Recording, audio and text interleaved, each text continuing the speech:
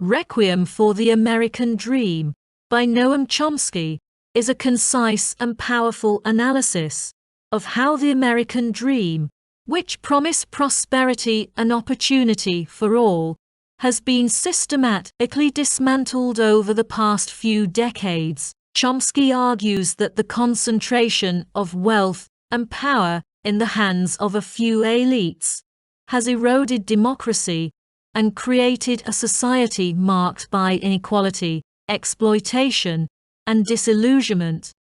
The book is organized around 10 principles that Chomsky believes have led to this concentration of power, and it offers a detailed examination of how these principles have shaped modern American society. Chomsky opens with a fundamental argument that the concentration of wealth inevitably leads to the concentration of power. This principle forms the foundation for his analysis of how economic elites have reshaped American society to serve their interests. Chomsky traces the roots of this phenomenon to the rise of neoliberalism in the late 20th century, which promoted deregulation, privatization, and tax cuts for the wealthy. These policies, according to Chomsky, have allowed a small group of elites to accumulate vast amounts of wealth, which they then use to influence politics and policy to further entrench their power. Chomsky emphasizes that this concentration of wealth and power has undermined democracy. He argues that political power has shifted from the general population to the wealthy, who are able to fund political campaigns, lobby lawmakers, and shape public discourse through control of the media. As a result, the interests of ordinary people are increasingly marginalized in the political process, leading to widespread disillusionment with democracy. One of the central themes in Requiem for the American Dream is the idea that the wealthy elites have systematically attacked the commons, the public institutions and resources that benefit everyone. Chomsky argues that public goods such as education, healthcare, and infrastructure are vital for a healthy and functioning democracy, but they have been undermined by privatization and budget cuts. This assault on the commons is part of a broader effort to transfer wealth from the public to the private sector. Chomsky highlights the privatization of education as a key example of this trend. He argues that public education, once seen as a pillar of democracy and social mobility, is increasingly being defunded and replaced by for-profit institutions that serve the interests of the wealthy. This shift has led to growing inequality in access to quality education, with wealthier families able to afford private schooling and poor families left with underfunded public schools. Similarly, Chomsky points to the healthcare system as an example of how the privatization of public goods has benefited the wealthy while harming ordinary people. The U.S. healthcare system, which is largely privatized, is one of the most expensive in the world, yet it provides poor outcomes for many Americans. Chomsky argues that this system is designed to maximize profits for insurance companies and pharmaceutical corporations, rather than to provide affordable care for all. Chomsky argues that one of the most effective ways that elites have maintained their power is by undermining solidarity, the sense of mutual support and responsibility among members of society.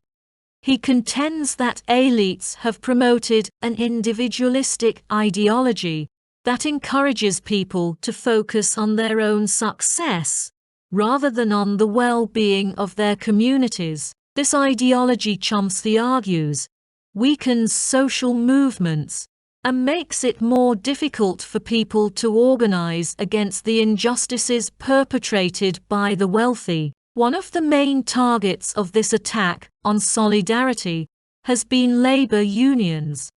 Chomsky traces the decline of unions in the United States, particularly since the 1980s, and argues that this decline has been a deliberate strategy by elites to weaken the power of the working class. Unions, which once played a crucial role in securing higher wages, better working conditions, and greater political representation for workers, have been systematically undermined through legislation, corporate practices, and media campaigns that portray unions as corrupt or obsolete. Chomsky also critiques the broader cultural shift toward individualism and consumerism, which he argues has eroded the sense of collective responsibility for social problems. He contends that this shift has led to a society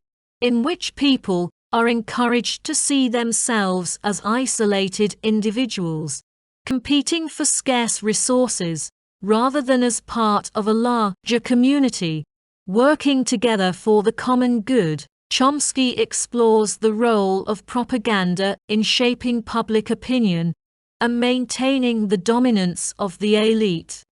He argues that the mass media, which is largely owned by large corporations, plays a crucial role in promoting the interests of the wealthy by shaping the narrative around economic and political issues. The media, according to Chomsky, often portrays the interests of corporations and the wealthy as aligned with the interests of the general population, thereby masking the underlying inequalities and injustices of the system. Chomsky contends that the media also serves to distract the public from important issues by focusing on sensationalism, entertainment, and trivial matters.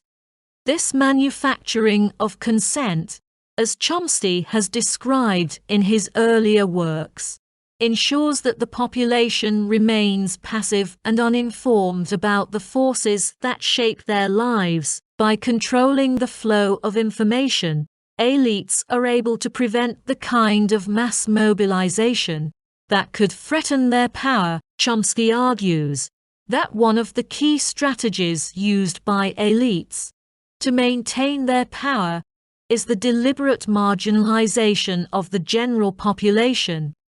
He explains that as wealth and power become more concentrated, the political system becomes less responsive to the needs and desires of ordinary people. This leads to a situation in which the majority of the population feels disconnected from the political process and believes that their voices do not matter. Chomsky points to declining voter participation and political apathy as signs of this marginalization. He argues that many people have become disillusioned with the political system because they see it as serving the interests of the wealthy rather than addressing the needs of the broader population. This disillusionment, Chomsky warns, can lead to dangerous outcomes, such as the rise of authoritarianism or demagogues who exploit popular anger for their own purposes. Throughout Requiem for the American Dream, Chomsky returns to the theme of the erosion of democracy. He argues that the United States, once seen as a beacon of democracy and opportunity, has become a society in which political and economic power is concentrated in the hands of a few, while the majority of the population is left with little influence over the decisions that shape their lives. Chomsky traces the roots of this erosion to the increasing influence of money in politics. He explains that the U.S. political system has become a plutocracy where wealthy donors and corporations can essentially buy political influence through campaign contributions, lobbying, and control of the media. This has led to a situation in which elected officials are more accountable to their donors than to their constituents, resulting in policies that prioritize the interests of the wealthy. Chomsky is also critical of the Supreme Court's decision in Citizens United v. Feck, which allowed unlimited corporate spending in elections. He argues that this decision has further entrenched the influence of money in politics, making it even more difficult for ordinary citizens to have a meaningful say in the political process. Despite his bleak analysis of the current state of American society, Chomsky offers some hope for the future. He argues that change is possible, but it will require a renewed commitment to solidarity, collective action, and grassroots organizing. Chomsky emphasizes the importance of social movements in challenging the power of elites and fighting for a more just and equitable society. He points to historical examples of successful movements, such as the labor movement, the civil rights movement, and the women's rights movement, as evidence that ordinary people can create meaningful change when they come together and demand justice. Chomsky believes that by building new movements that challenge the concentration of wealth and power, it is possible to reclaim democracy and rebuild the American dream.